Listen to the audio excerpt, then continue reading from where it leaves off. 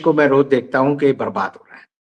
और बर्बाद इसलिए हो रहा है क्योंकि हमारी जो प्रायोरिटीज़ हैं, हमें जो करना चाहिए हम उसको कहीं भूल गए हैं।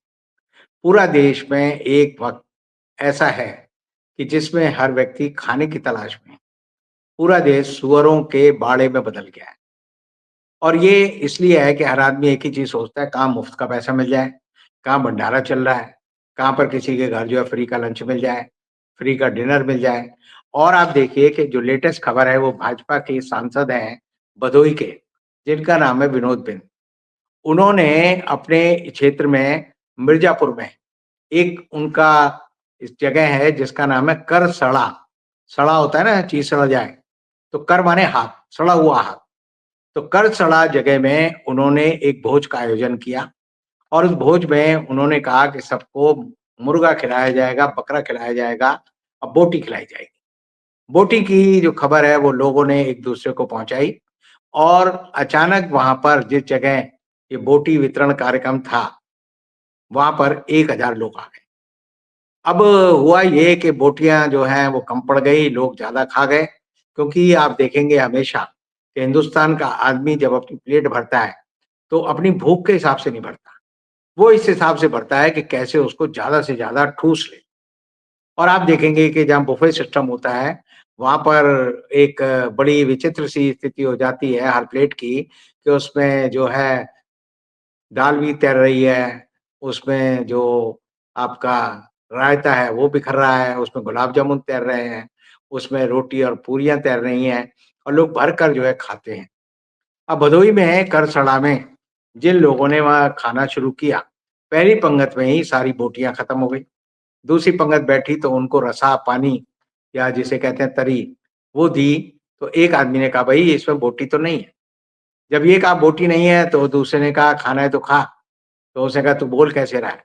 और इस बात पर दोनों में मार-पिटाई शुरू हो गई और मार-पिटाई में इस बीच में सारे जो लोग थे, जो पंगत में बैठे थे, वो सारे के सारे एक-दूसरे पे टूट पड़े। कई लोगों के हाथ टूटे, किसी का सर फूटा। सांसद महोदय वहाँ से 9-2 11 हो गए और उसके बाद जो है सारा मामला जो है पूरी तरह से चर्चा में आ गया। यानी जिस बोटी वितरण या बकरा वितरण का एक कार्यक्रम की खबर नहीं आनी थी, वो एक तरह से वायरल न्यूज़ हो गई और सबको पता चल गया कि बकरे की बोटी के लिए ऐसे लोग ऐसा क्यों करते हैं। अब जो सवाल है वो ये है कि देश को भुक्कड़ों का देश किसने बना दिया? भुक्कड़ों का देश बनाने का सबसे बड़ा श्रेय जो है मोदी जी को है। वो कहते हैं हमने 85 करोड़ लोगों को 5 किलो राशन दिया है। अभी अमित शाह गए थे। अमित शाह भाषण दे रहे थे झारखंड में। हम आपको सरसों का तेल देंगे, हम आपको नमक देंगे, हम आपको दाल देंगे, हम आपको चीनी देंगे, हम आपको अनाज देंगे। यानी कि परचून की दुकान पे बैठकर जैसे परचूनिये को आदमी बताता है कि मुझे क्या-क्या चीज़ चाहिए, वैसे देश का गृह मंत्री आदिवासियों को कह रहा है कि हम तुम्हें ये सब देंगे और बदले में हमें क्या चाहिए? तुम्हारा वोट। वोट की ताकत को लोग भूल जाएँ, उसके लिए ही आज के समय में भोज का आयोजन होता है। जो हमारे यहाँ चुनाव आयोग की संहिता है, जो आईपीसी है, उसमें मतदाताओं को रिश्वत देना, मतदाताओं को भोजन देना, मतदाताओं को शराब बाँटना, इस सब पे रोक है।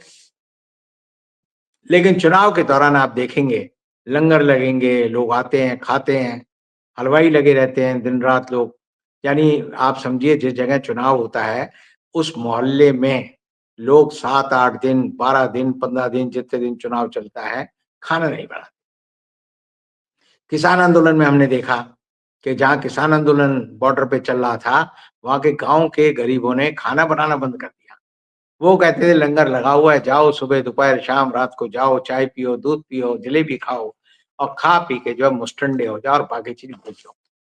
तो इस देश को बनाया किसने? इस देश को मैं हमेशा कहता हूँ कोई भी देश बनता है संस्कृति से, सभ्यता से, ज्ञान-विज्ञान से, पढ़ाई से, शिक्षा से, स्वास्थ्य से। मोदी जी ने देश के बारे में जुमले ऐसे-ऐसे गढ़ दिए हैं कि कई बार उनका ज्ञान देखकर भी मुझे हँसी आती है। अभी एक जगह वो भाषण दे रहे थे और भाषण देने में बड़े विद्वान की तरह उन्होंने कहा कि युवा जना येन गता स पंथा कि युवा जन जहाँ जाते हैं वहाँ रास्ता बन जाता है। जबकि ये संस्कृत का जो श्लोक है वो है महाजनो येन गता स पन्था। तो महाजनों को मोदी जी को तुकबंदी लगानी है। कुछ भी बोल दो, कौन कहने वाला है कि भई तुम अनपढ़ हो? क्योंकि अंधा अंधा ठेलिया दोनों कूद पड़ा। मूर्खों को मूर्ख भाषण दे रहा है। तो मोदी जी ने कह दिया कि महाजनों की जगह महाजन प्रमोद महाजन थे, तो मैं उनके लिए मज़ाक में कहता था महाजनों येन गता स पन्था। तो मोदी जी को वो चीज़ याद थी। उन्होंने महा हटा दिया और क्या लिख दिया? लिख दिया युवा जनम येन गता स पन्था। तो मुझे याद आया कि मोदी जी जब बचपन में पढ़ते थे, तो उनके लिए एक चुटकुला वहाँ के लोग मुझे सुनाते हैं कि वो मास्टर ने कहा तमसो मा ज्योतिर्गमय, इसका हिंदी में शब्दार्थ बताओ। तो मोदी जी ने कहा माँ तू सो जा। हीरा बहन को कहा माँ तू सो जा, मैं ज्योति के घर जा रहा हूँ।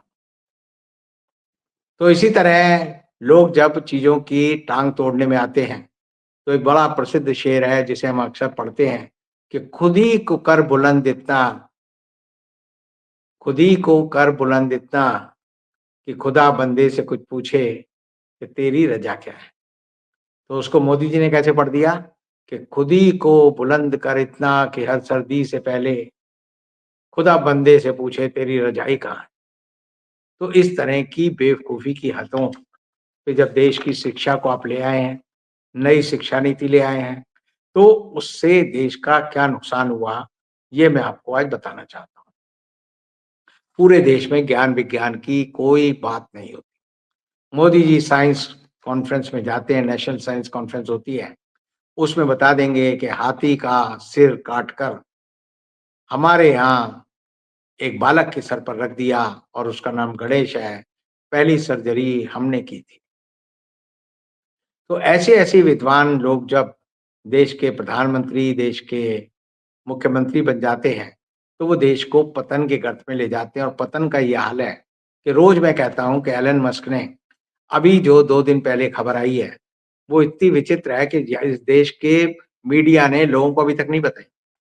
अभी 2 दिन पहले हुआई में एक एरोस्पेस की एग्ज़िबिशन हुई।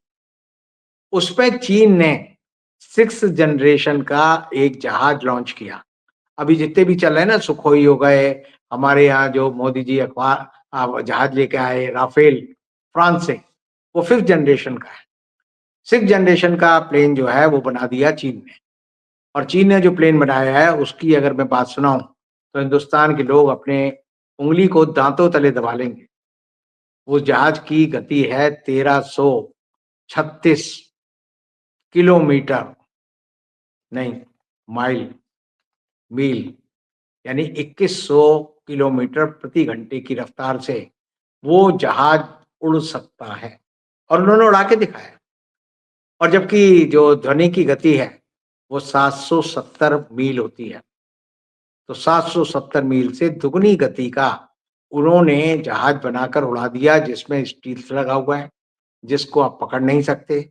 और उस जहाज के बारे में एक बात समझ लीजिए कि अब तक जो सबसे दुनिया में तेज़ गति का जहाज बनाया गया था, वो लॉकहीड मार्टिन का जहाज था और वो जहाज जो था, वो भी आप समझिए 1220 किलोमीटर की स्पीड से उड़ता। उससे भी ज़्यादा गति का उन्होंने जहाज बना दिया। और ये एक ऐसा जहाज है जो लोगों को लेकर उसमें ले जा तो सकता है, लेकिन उड़ाने वाला आदमी नहीं होता। That is a fighterless, that is a driverless, pilotless plane. Computer उसे उड़ाएगा, कंप्यूटर ले जाएगा। अब ये जो चीन की बहुत बड़ी उपलब्धि है, उसको हमारे लोग इसलिए नहीं बताएँगे क्योंकि उससे हमारे लोगों के अंदर हीन भावना आ जाएगी क्योंकि हम तो विश्व गुरु हैं। हम आज भी जो बनाते हैं तेजस विमान, जिसको बताएँगे हमने स्वदेशी तकनीक से बनाया है। मनमोहन सिंह की सरकार ने उस प्रोजेक्ट को पूरा किया था और मोदी जी उसका श्रेय लेते हैं। अब जो सबसे बड़ी चौंकाने वाली बात यह है कि जो प्लेन मैंने अभी आपको ज़िक्र किया चाइना ने बनाया है, उसी श्रेणी का प्लेन एलन मस्क ने पिछले साल नवंबर में लॉन्च कर दिया। यानी कि 8 महीने पहले, 10 महीने पहले एलन मस्क ने उस प्लेन को लॉन्च कर दिया और उसी तरह का जहाज जो है चीन ने बनाया है। अब एलन मस्क ने जो जहाज बनाया है उसमें इटली, जापान, यूनाइटेड किंगडम, ये सारे देश शामिल हैं। पूरी दुनिया में होड़ लगी है कि आप परफेक्शन कैसे लाएं, कैसे चीज को ज्यादा से ज्यादा बढ़िया, बेहतर और ऐसा बनाएं कि जो आदमी सोच ही ना पाए। और हिंदुस्तान में हम तो अभी कह देंगे कि जी हमने तो पुष्पक विमान बना लिया था, भगवान राम जो आए थे सीता को लेके आए थे पुष्पक विमान से लाए थे। ये जो मिसाइलें चल रही हैं लेबनान में, टर्की में, इजराइल में, ईरान में, ये तो हमारे पास महाभारत के टाइम में थी, क्योंकि रामानंद सागर ने दिखा दी थी। अपनी जो एक सीरियल आता था रामायण, उसमें दिखाया था, देखो दो तीर टकरा रहे हैं, अग्नि बाण भी हैं हमारे पास, वायु बाण भी हैं हमारे पास, जल बाण भी हैं, सारे थे। और हम इसी में खुश हो जाते हैं कि तो हमारी हमारी विधा है, हम तो सब ये प्राप्त कर चुके हैं। इन लोगों ने हमारा ज्ञान चुरा लिया और ज्ञान चुरा कर ही आगे बढ़े।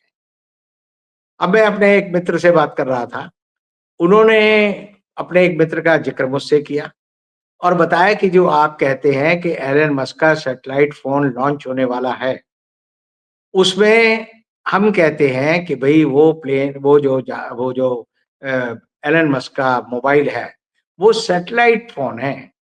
उसमें सैटेलाइट फ़ोन की फीचर है, आप उससे फ़ोन कर सकते हैं। सच्चाई ये नहीं है।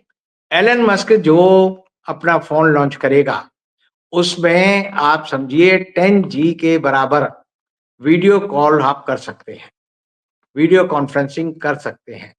उसमें वो सारी फीचर हैं जो हमारे मोबाइल फ़ोन में, एंड्रॉयड फ़ोन में है, वो सब उसमें डाली हुई है। अब ये जियो वाले प्रचार कर रहे हैं कि एलन मस्क का जो फ़ोन होगा, उसमें आप सिर्फ़ कॉल कर सकते हो जैसे पुराने करते थे। जैसे 96 में जो एरिक्सन का या और दूसरे मोबाइल आए थे वैसा था, नोकिया का था, लेकिन उसमें आप जो है फीचर नहीं डाल सकते। एलन मस्क ने 10 दिन पहले अपने फ़ोन का, सैटेलाइट फ़ोन का उस देश में कहाँ पर किया प्रयोग, कहाँ पर चला के दिखाया? न्यूज़ीलैंड में। उसने कहा कि दुनिया के 100 देशों ने मेरे सैटेलाइट फ़ोन को एक्सेप्ट कर लिया है। 100 देश। दुनिया में कुल कितने देश हैं? हिंदुस्तान के लोगों को ये भी नहीं पता। दुनिया में छोटे-बड़े देश मिलाकर 152 बड़े देश हैं। छोटे टापू में यानी पापुआ गिनी या और छोटे-छोटे टापू हैं, उनके देशों को मिला दें तो पूरी दुनिया में 203 देश हैं। 100 बड़े देशों ने एलन मस्क के फ़ोन को मान लिया। अब जो मोदी जी हैं वो बड़े परेशान हैं। मोदी जी का ध्यान जो है आप ये मत समझिए कि आजकल जो है महाराष्ट्र के चुनाव में है या उनका ध्यान जो है झारखंड के चुनाव में है। मोदी जी वहाँ तो रस्म-अदाई करने के लिए जाते हैं। उनका दिल उखड़ा हुआ है। उनको बड़ा डर लग रहा है और डर इसलिए लग रहा है कि एलन मस्क, जब ट्रंप ने अभी 2 दिन पहले अनाउंस किया कि एलन मस्क मेरा मिनिस्टर फॉर एफिशिएंसी होगा। अब मैंने आपको पहले भी कहा था कि ट्रंप जीतेगा और सातों स्विंग स्टेट में जीतेगा। मैंने ये भी कहा था कि एलन मस्क जो है, वो उसका सबसे पावरफुल आदमी बनेगा। और मैंने ये भी कहा था कि एलन मस्क अमेरिका का राष्ट्रपति बनेगा। बहुत से हमारे हमारे बंधुओं ने कहा कि भई एलन मस्क तो अमेरिका का प्रधानमंत्री नहीं बन सकता। वो इसलिए नहीं बन सकता क्योंकि वो बॉर्न अमेरिकन नहीं है। He is not a citizen of America by birth. लेकिन मोदी जी यहाँ संविधान को पूरा बदल देते हैं। संविधान को, ये जो संविधान है इसको उल्टा लटका देते हैं। तो आप समझते हैं कि अमेरिका एलन मस्क की इस अयोग्यता को योग्यता क्यों नहीं बनाएगा? वो तो कहेगा ये तो हमारे ब्रह्मांड का सबसे महान व्यक्ति है। मोदी जी तो विश्व गुरु हैं, एलन मस्क ब्रह्मांड का गुरु है। तो ऐसी हालत में अमेरिका सीनेट, क्योंकि सीनेट में सारे लोग कौन से हैं? वो ट्रम्प के लोग हैं, एलन मस्क के लोग हैं। अमेरिकन कांग्रेस, उसमें सारे बहुमत किसका है? वो ट्रम्प का है, डोनाल्ड ट्रम्प का और एलन मस्क का है। तो अमेरिका का संविधान बदला जाएगा और संविधान बदलने के रास्ते में अमेरिका में जो रोड़ा होती है, वो होती है वहाँ की supreme court. First amendment, second amendment, उस पे वहाँ की कोर्टों ने जब फैसला दिया, तब वो फर्स्ट अमेंडमेंट और सेकंड अमेंडमेंट जो है वहाँ के कानून बने। अब मजे की बात क्या है कि जो अमेरिकन सुप्रीम कोर्ट है, उसमें भी बहुमत जो है वो ट्रंप के लोगों का है। और ऐसी हालत में आप देखेंगे कि ट्रंप के लोगों का बहुमत सब जगह है। तो ऐसी हालत में मैं जो बात बार-बार कहता हूँ कि 2028 में एलन मस्क अमेरिका के राष्ट्रपति बनेंगे, बनेंगे। और जब बन जाएँगे, तो अभी ट्रंप के जलवे अभी से आने लगे हैं, अभी सरकार नहीं बनी है। ट्रंप को शपथ लेनी है 20 जनवरी 2024 नहीं 25 को, 2 महीने हैं। लेकिन उससे पहले उसने अपनी भूमिका, अपना काम शुरू कर दिया। उसने कहा मैं पुतिन से बात करूँगा, उसने कहा मैं ज़ेलेंस्की से बात करूँगा। मोदी जी तो इसी बात पे खुश हैं कि मेरे फ़ोन को वहाँ अटेंड कर लिया व्हाइट हाउस में। मोदी जी क्यू में लगे हुए थे। जैसे ही खबर आई कि ट्रंप जीत गया, मोदी जी ने लिया फ़ोन और शुरू मिलाना शुरू कर दिया, भाई ट्रंप, डोनाल्ड, और तुरंत अपने एक्स पे डाल दिया कि मोदी जी ट्रंप से बात करने वाले तीसरे व्यक्ति बने। बाद में व्हाइट हाउस से पता लगा फर्जी खबर है। ये फर्जी खबर कैसी खबर है? क्योंकि मोदी जी अपने रिश्ते ट्रंप से दिखाना चाहते हैं। और मोदी जी ट्रंप से रिश्ते क्यों दिखाना चाहते हैं? क्योंकि वो चाहते हैं कि मैं अडानी और अंबानी को बचाऊँ। अडानी, अंबानी आज के दिन हिंदुस्तान के सबसे ताकतवर आदमी। अभी जो लेटेस्ट खबर आई, अजीत पवार ने कहा कि हम सब कहाँ गए? अडानी के घर, दिल्ली में। वहाँ पर खाने पे गए। अभी जो मैं बताया था ना भुक्कड़ों का देश है ये। बोटी के लिए कहीं भी चले जाएँगे, मार-धाड़ कर देंगे, सर फोड़ लेंगे, हाथ तोड़ देंगे। तो बड़े नेता भी खाने के लिए अडानी के घर चले गए। उन्हें पता था दिल्ली में खाना नहीं मिलेगा।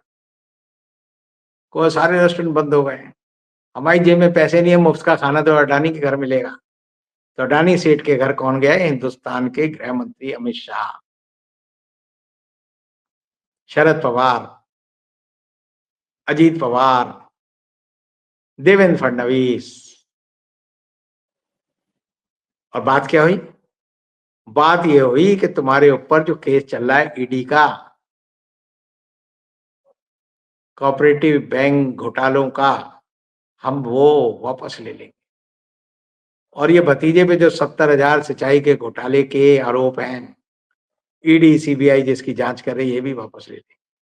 शर्त एक छोटी-सी है, हमारे पाले में आ जाओ। हमारे पाले में क्यों आ जाओ?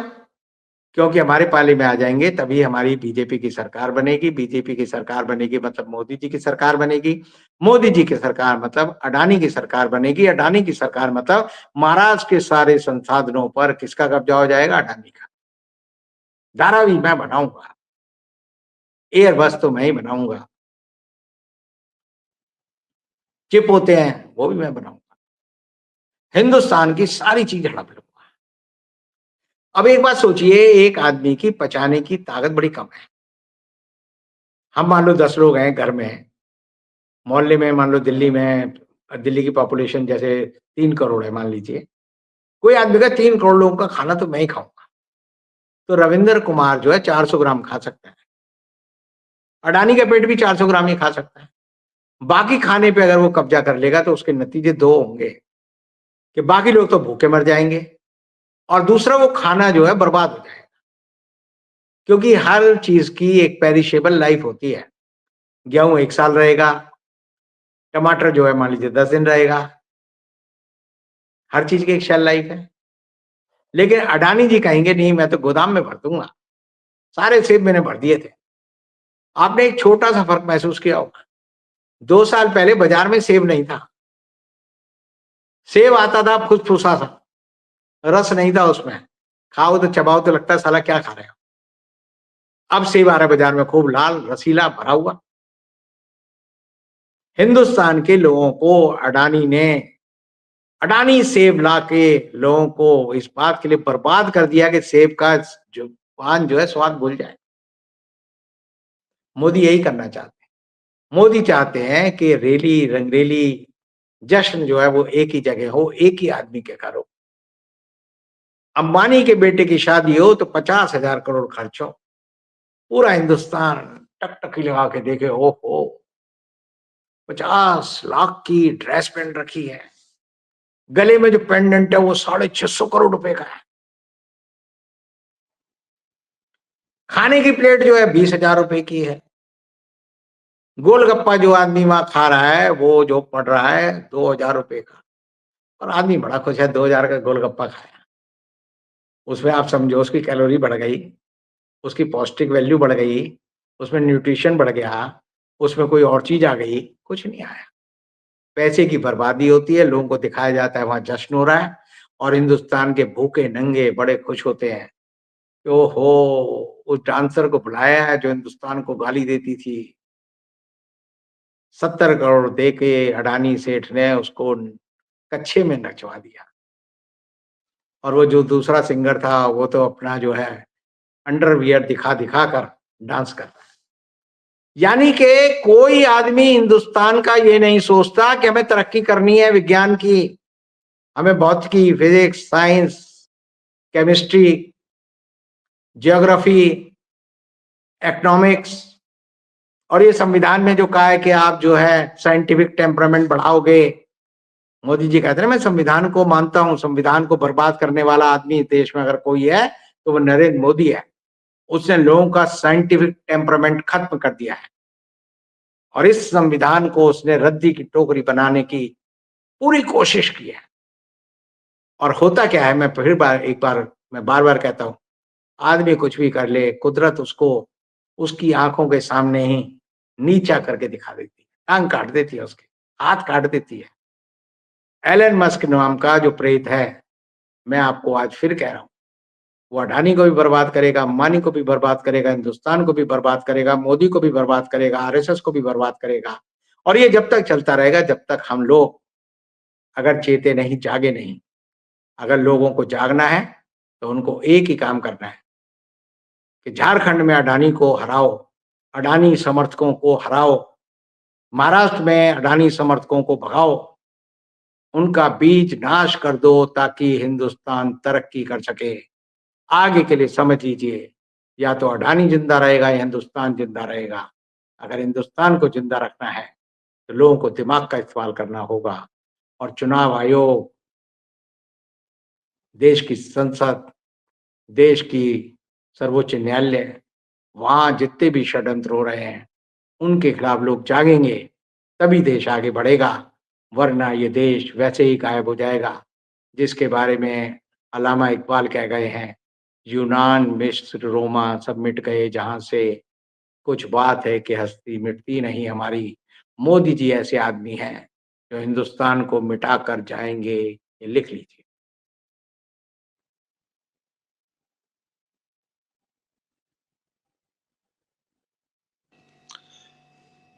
बहुत शुक्रिया सर। एक सवाल है मेरा, अभी जो है न्यूज़ 18 पर एक फाइन लगा है कि उन्होंने एक पाखंड वाला शो, जो कि आपके जो ये बाबा हैं धीरेन्द्र शास्त्री, इनका शो उन्होंने किया था, इंटरव्यू किया था, और उसमें पाखंड को बढ़ावा दिया है। तो जब खुलेआम टीवी पर इस तरह के प्रोग्राम हो रहे होंगे तो फिर किस तरह से आप टेक्निक चीजों को आगे बढ़ावा देंगे? क्योंकि हमारा मीडिया तो ये काम कर रहा है, पाखंड को बढ़ावा दे रहा है। मैं क्या कह रहा हूँ, मैं भी तो ये समझा रहा हूँ, ये मेरा जो कहन वक्तव्य है, ये आम नागरिक के साथ साथ उन लोगों के लिए जिन्होंने ठेका ले रखा है। अगर आप पाखंड फैलाओगे तो थोड़े दिन बाद आप पे कब्जा हो जाएगा दूसरे लोगों का। आर्थिक रूप से हम गुलाम हो जाएंगे, सैनिक रूप से गुलाम हो जाएंगे, हम जो है और भौतिक तरह से गुलाम हो जाएंगे। आज भी हिंदुस्तान को अगर चीन अपना एक्सपोर्ट बंद कर दे, हमारे संबंध टूट जाए, तो हिंदुस्तान भूखा मर जाएगा। 100 बिलियन यूएस डॉलर का हम इंपोर्ट करते हैं चीन से, बदले में उसको भेजते हैं 16 बिलियन का। हम हर देश के कर्जदार बनते जा रहे हैं। हिंदुस्तान के विकास के सारे रास्तों को मोदी जी ने बंद करके अडानी के विकास के सारे रास्ते खोले हुए हैं। लेकिन जैसे मैंने कहा, एक अंग्रेजी की कहावत है, do not bite more than you can chew. यानी मैं अगर खा सकता हूं एक रसगुल्ला और मैं 2 रसगुल्ले ठूस लूंगा तो मेरा जबड़ा जाम हो जाएगा, ना मैं निगल पाऊंगा, ना उगल पाऊंगा, सांस भी नहीं ले पाऊंगा, मर जाऊंगा। तो अडानी अंबानी जो कर रहे हैं वो उससे ज्यादा खा रहे हैं जितना वो पचा सकते हैं। शुक्रिया सर, और आप सभी का भी शुक्रिया, हमारे साथ जुड़े रहते हैं। इस वीडियो को ज़्यादा से ज़्यादा शेयर कीजिएगा। मैंने कमेंट बॉक्स में अपना नंबर डाला है, डिस्क्रिप्शन में नंबर है, अगर किसी को सवाल मैसेज भेजना है तो वहाँ पर भेज सकते हैं। व्हाट्सएप ग्रुप हमारा जॉइन कर सकते हैं पर्सनली, ताकि आपको सारे लिंक आपको आसानी से मिल जाया करेंगे। तो कल फिर मुलाकात होगी सर के साथ, तब तक के लिए दीजिए इजाज़त। शुक्रिया सर। नमस्कार।